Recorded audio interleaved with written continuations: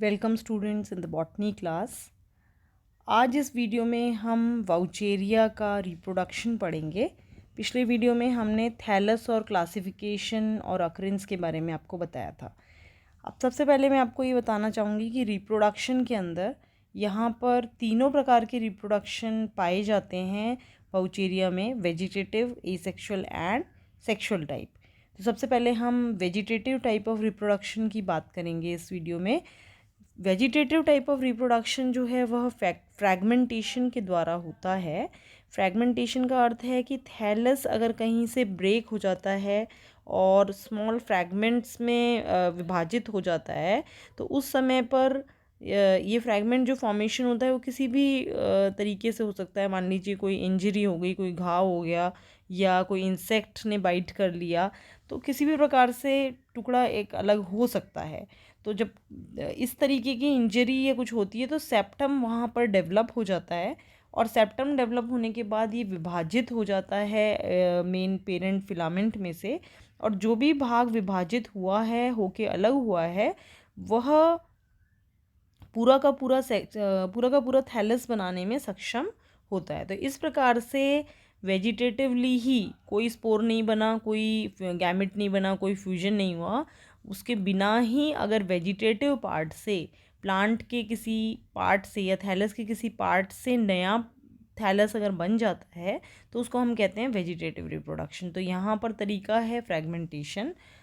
अब हम आते हैं फ्रैगमेंटेशन के बाद एसेक्सुअल टाइप ऑफ रिप्रोडक्शन यहाँ पर किस किस प्रकार से हो सकता है। इस वीडियो में हम आज एसेक्सुअल रिप्रोडक्शन के बारे में ही जानकारी देंगे आपको।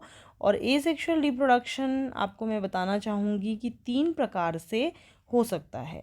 Bye the formation of zoospore हो सकता है, by the formation of a planospore हो सकता है and by the formation of akinete हो सकता है।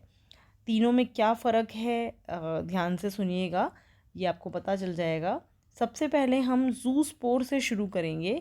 जूस्पोर, जैसे कि हमने पहले भी आपको बताया है कि जू वर्ड जहाँ भी आता है, जूस्पोर, वहाँ मतलब होता है कि जो स्पोर बनेगा वो फ्लैजिलेटेड है, वो चल सकता है, मोटाइल स्पोर है। ये मोस्ट कॉमन मेथड है ये एक्वेटिक स्पीसीज़ में रिप्रोडक्शन का, और टेरेस्ट्रियल स्पीसीज़ में भी ये हो सकता है जबकि वहाँ पर कंडीशंस ऐसी हो जाएं कि वहाँ फ्लडेड कंडीशन हो जाए। तो बेसिकली जूस्पोर जो है एक तरीके से फेवरेबल कंडीशंस में ही बनता है आपके, इसमें भी एक्वेटिक स्पीसीज़ में भी। और कैसे बनता है कि सबसे पहले एक क्लब शेप्ड स्ट्रक्चर बनता है, क्योंकि ये फिलामेंटस एल्गी है, एक तरीके से फिलामेंट्स हैं इसमें। तो आप देखेंगे किसी भी फिलामेंट के टिप पे क्लब शेप्ड एक स्ट्रक्चर बन जाता है जिसको हम कहते हैं जूस्पोरेंजियम। ये मैंने आपको पहले भी बताया था। स्पोरेंजियम से मतलब होता है, एंजियम का मतलब होता है वेसल या बर्तन। स्पोरेंजियम मतलब ऐसा बर्तन, ऐसा कंटेनर जिसके अंदर की स्पोर बनते हों, और जूस्पोरेंजियम मतलब जिसमें जूस्पोर बनते हों। तो इस तरीके से सबसे पहले जूस्पोरेंजियम का डेवलपमेंट होगा। और जूस्पोरेंजियम जो है बेसिकली टिप पे बनता है किसी भी ब्रांच की, साइड ब्रांच की, और एक फूल सा जाता है एक स्ट्रक्चर, मतलब जो टिप है वो फूल जाता है या स्वेलिंग सी आ जाती है उसमें, और एक क्लब शेप्ड स्ट्रक्चर बना लेता है। वो इस क्लब शेप्ड स्ट्रक्चर में बहुत सारा साइटोप्लाज्म और बहुत सारे न्यूक्लियस जो है वो अंदर चले जाते हैं, और बाद में जाकर एक कलरलेस प्रोटोप्लाज्मिक रीजन बन जाता है जो कि सेपरेट करता है फिलामेंट को इस जूस्पोरेंजियम से। और जूस्पोरेंजियम जो है इसके अंदर आप देखेंगे कि धीरे धीरे जो वैक्यूलर पार्ट था, जो कि आपको पता है फिलामेंट में बीच में वैक्यूल पाया जाता है, वो धीरे धीरे डिक्रीज़ करता है और इसका साइटोप्लाज्म जो है वो बहुत डेंस हो जाता है। और पूरा का पूरा जो साइटोप्लाज्म है या प्रोटोप्लाज्म है जो कि जूस्पोरेंजियम में पाया जाता है वो परिवर्तित हो जाता है एक ओवल जूस्पोर में। और ऐसा देखा गया है कि हर एक जो जूस्पोर है उसमें बहुत सारे न्यूक्लियस पाए जाते हैं, और हर एक न्यूक्लियस के ऑपोजिट में 2 फ्लैजिला जो हैं वो प्रोड्यूस हो जाते हैं। और जो ये जूस्पोर बनता है ये एक मल्टी फ्लैजिलेटेड स्ट्रक्चर फॉर्म हो जाता है। और फिर जब ये स्ट्रक्चर फॉर्म हो जाता है तो ज़ूस्पोरेंजियम रप्चर हो जाता है और पूरा का पूरा ज़ूस्पोर जो है वो निकल जाता है, लिबरेट आउट हो जाता है और फिर ये जर्मिनेट होके नया फिलामेंट या नया थैलस बना देता है। फ्रिश एक साइंटिस्ट थे जिनको फादर ऑफ एल्गोलॉजी भी कहा जाता है। तो ये जो थे फ्रिश, इन्होंने ज़ूस्पोर जो है, इस प्रकार के ज़ूस्पोर को कंपाउंड ज़ूस्पोर का नाम दिया या सिन ज़ूस्पोर के नाम से भी इसको जाना गया। तो इनका कहना था कि जो ज़ूस्पोर्स हैं वो बहुत सारे ज़ूस्पोर्स ना होके एक ही ज़ूस्पोर बना रहा है, तो इसलिए कंपाउंड स्ट्रक्चर है। और ज़ूस्पोर जो हैं वो एक तरीके से हम ये मान सकते हैं कि सेपरेट आउट नहीं हो पाए एक दूसरे से, इसलिए उन्होंने एक कंपाउंड स्ट्रक्चर बना लिए जिसको हम सिन ज़ूस्पोर के नाम से भी जानते हैं। अब आप ये चित्र में देखिए, जैसे ये फिलामेंट का ऊपरी भाग है जो कि स्वोलन हो गया, ये फूल गया है ये हिस्सा, और ये देखिए यहाँ पर अब सेप्टा का डेवलपमेंट भी यहाँ पर आप देख रहे हैं हो जाता है। तो सेप्टा डेवलप होता है तो ये डेंस साइटोप्लाज्म हो जाता है, इसका वैक्यूल निकल हट जाता है, नहीं होता रहता वैक्यूल, और ये साइटोप्लाज्म जो है इसमें बहुत सारे न्यूक्लियस आपको दिखाई दे रहे हैं। तो ये जितने न्यूक्लियस हैं उतने ही फ्लैजिलेटेड स्ट्रक्चर आपको इसके अंदर दिखाई देंगे। और ये जो फ्लैजिलेटेड स्ट्रक्चर हैं उसके द्वारा आप देखेंगे कि एक ये सिन ज़ूस्पोर फॉर्म हो गया है और ये रप्चर हो जाएगी इसकी वॉल ज़ूस्पोरेंजियम की, ये बाहर निकल जाएगा और फिलामेंट जो हैं ये फिलामेंट, ये पूरा फिलामेंटल स्ट्रक्चर जो है, फिर ये ज़ूस्पोर फिलामेंटल स्ट्रक्चर बना लेगा और पूरा का पूरा थैलस इस तरीके से डेवलप हो जाएगा।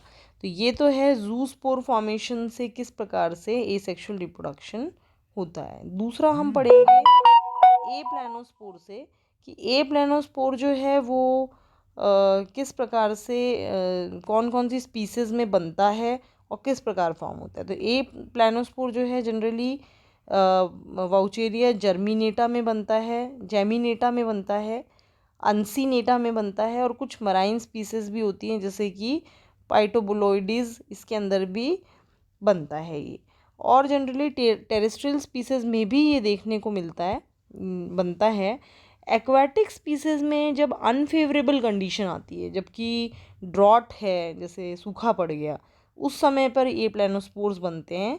और ज़ूस्पोर और ए प्लानोस्पोर में क्या फ़र्क है, ऐसा तो हमने ये सेक्सुअल रिप्रोडक्शन में बताया था आपको, लेकिन फिर एक बार बता देते हैं कि ज़ूस्पोर से मतलब होता है मोटाइल स्पोर, और ए प्लानोस्पोर जो है ये नॉन मोटाइल स्पोर है, इनमें कोई फ्लैजिला नहीं पाए जाते हैं। फ़र्क इतना सही है। और ए प्लानोस्पोर जो है ए प्लानोस्पोरेंजिया के अंदर बनेगा और ये भी सिंगली ही बनता है, जिस प्रकार की ज़ूस्पोरेंजिया में ज़ूस्पोर एक सिंगल ज़ूस्पोर बना, उसी प्रकार से ए प्लानोस्पोरेंजिया में भी ए प्लानोस्पोर जो है वो सिंगली ही बनेगा। टर्मिनल एंड पे जो ऊपरी भाग है फिलामेंट का, उसी के ऊपर ये, उसी ब्रांच पे ये बनता है। प्रोटोप्लाज्म जो है इसका वो पूरा का पूरा एक सिंगल मल्टी न्यूक्लिएटेड स्ट्रक्चर बना लेता है जो कि थिन वॉल्ड होता है। और जर्मिनेटा के अंदर देखा गया कि ओवल शेप का होता है ये, और ये लिबरेट आउट हो जाता है, बाहर निकल जाता है रप्चर करके या डिज़ोल्व करके प्लानोस्पोरेंजिया की वॉल को, और लिबरेट होने के बाद ये जर्मिनेट होता है नए थैलस के अंदर। ये देखिए आप, ए प्लानोस्पोरेंजिया है ये इस तरीके से, यहाँ पर आप देख रहे हैं कोई वैक्यूल नहीं पाया जाता इस हिस्से में, जबकि जो फिलामेंट है उसमें वैक्यूल पाया जाता है। फिर उसके बाद यहाँ पर सेप्टा भी डेवलप हो जाता है और अंदर जो भी प्रोटोप्लास्ट है वो पूरा का पूरा जो प्रोटोप्लास्ट है वो ए प्लानोस्पोर बन जाते हैं। और ये ए प्लानोस्पोर जो है रप्चर करके वॉल को बाहर निकलता है, जर्मिनेट करता है और फिलामेंट का स्ट्रक्चर दे देता है, मतलब थैलस का फॉर्मेशन हो जाता है। तो यही फ़र्क है ए प्लानोस्पोर और ज़ूस्पोर के अंदर कि वो फ्लैजिलेटेड स्ट्रक्चर है, ये नॉन फ्लैजिलेटेड स्ट्रक्चर होता है। अब आते हैं हम, तीसरा जो इसका टाइप है वो है एकाइनीट। एकाइनीट या हाइप्नोस्पोर भी इसको कहा जाता है। और एकाइनीट जो है ये थिक वॉल्ड स्ट्रक्चर है। ए प्लानोस्पोर तो हमने कहा था नॉन मोटाइल लेकिन थिन वॉल्ड स्ट्रक्चर था, लेकिन एकाइनीट जो है वो थिक वॉल्ड स्ट्रक्चर है और अनफेवरेबल कंडीशन में ही बनता है, जब बहुत कम टेम्परेचर हो या ड्रॉट हो, ये कोई भी विपरीत परिस्थिति अगर आ जाती है तो ए प्लानोस्पोर या फिर एकाइनीट का फॉर्मेशन होता है। ये भी जर्मिनेटा में देखा गया है, मेगास्पोरा में देखा है, अंसिनेटा में देखा गया है, और टर्मिनल पार्ट पे बनता है लेटरल ब्रांच के। और प्रोटोप्लास्ट जो है वही यहाँ पर भी पूरा टिप पे आ जाता है और नीचे सेप्टा का डेवलपमेंट हो जाता है। मल्टी न्यूक्लिएटेड स्ट्रक्चर होते हैं एकाइनिट भी, थिक वॉल्ड स्ट्रक्चर होते हैं जिनको कि हाइप्नोस्पोर के नाम से भी जाना जाता है। एकाइनिट्स जो हैं वो सक्सेसिव डिवीजन इसमें होता है, बाय सक्सेसिव डिवीजन फॉर्म होता है। थिन वॉल्ड जो बॉडीज़ होती हैं सिस्ट फॉर्मेशन कर लेती हैं, और ये जो एकाइनेट है आप देखेंगे कि ये पेरेंट वॉल पे ही लगे हुए होते हैं, बहुत टाइम तक ये पेरेंट वॉल से ही लगे हुए होते हैं। और आपको मैं चित्र में भी दिखाऊंगी कि जब ये thick wall structure parent wall में अटैच्ड होते हैं तो ये एक तरीके से ऐसा अपीयरेंस देते हैं जैसा कि एक एल्गी है जिसका नाम है गोंग्रोसिरा। गोंग्रोसिरा का जैसे गोंग्रोसिरा देखने में लगती है उस प्रकार की एल्गी का इसका रिजेम्बलेंस है गोंग्रोसिरा से। किस चीज़ का? एकाइनिट का। कि जब वाउचेरिया में जब एकाइनिट बनते हैं और बन के जब पेरेंट वॉल में ही लगे हुए रहते हैं तो ऐसा प्रतीत होता है जैसे ये कैसी एल्गी है, ये कोई गोंग्रोसिरा एल्गी, जिसका गोंग्रोसिरा नामक एल्गी जैसी ये प्रतीत होती है। कौन? वाउचेरिया, जबकि एकाइनिट फॉर्मेशन होता है।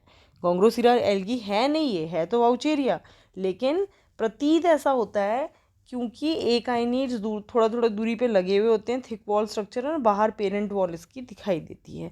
तो कई बार प्रश्न ये क्यों मैं बता रही हूँ इम्पॉर्टेंट है, बहुत बार पूछा जाता है कि वाउचेरिया की गोंग्रोसिरा स्टेज बताइए, या कई बार ये पूछा जाता है गोंग्रोसिरा स्टेज आपको किस में देखने को मिलती है, तो वाउचेरिया में देखने को मिलती है। गोंग्रोसिरा स्टेज क्या है? तो गोंग्रोसिरा स्टेज ऐसी स्टेज है जबकि वाउचेरिया में एसेक्सुअल रिप्रोडक्शन होता है अनफेवरेबल कंडीशन में, और थिक वॉल्ड एकाइनिट्स बन जाते हैं जो कि सीक्वेंस में लगे हुए होते हैं और पेरेंट वॉल से अटैच्ड होते हैं। तब ये देखने में बिल्कुल गोंग्रोसिरा एल्गी के समान लगते हैं और इसी स्टेज को गोंग्रोसिरा स्टेज कहा जाता है। और जब फेवरेबल कंडीशन आती है तो ये गोंग्रोसिरा स्टेज से निकलकर एकाइनिट्स बाहर निकल जाते हैं और फिर नए थैलस को जन्म देते हैं। ये देखिए, अब ये जो स्टेज है this is known as gongrosira stage. ये एकाइनिट्स हैं और ये एकाइनिट्स जो हैं ये पेरेंट वॉल है। देखिए ये जो वॉल है, ये जो बाहर जो स्ट्रक्चर, ये एक एक तो ये एकाइनिट हो गए ये, और ये एकाइनिट जुड़े हुए हैं आपस में। कैसे जुड़े हुए हैं?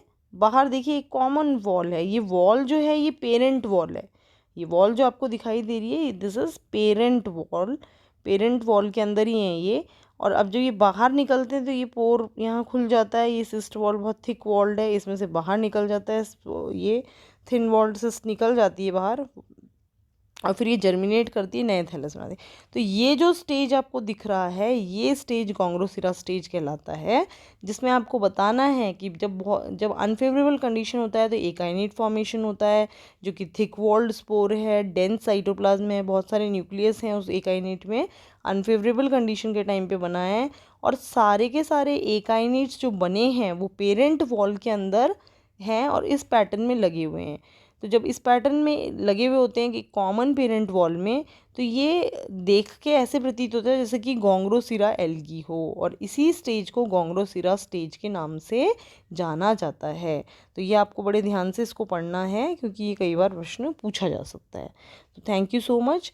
ये हमने आज इसके बारे में वेजिटेटिव रिप्रोडक्शन और एसेक्सुअल रिप्रोडक्शन आपको बता दिया है वाउचेरिया का। किताब से भी पढ़िए, कोई भी समस्या होती है आप पूछ लीजिए, कमेंट बॉक्स में लिख के पूछ सकते हैं, व्हाट्सएप कर सकते हैं। और जिन लोगों ने अभी भी चैनल को सब्सक्राइब नहीं किया है प्लीज़ सब्सक्राइब करिए ताकि सारे वीडियोस का नोटिफिकेशन आपके पास आए और आप पूरी तरीके से लाभान्वित हो सकें। Thank you so much.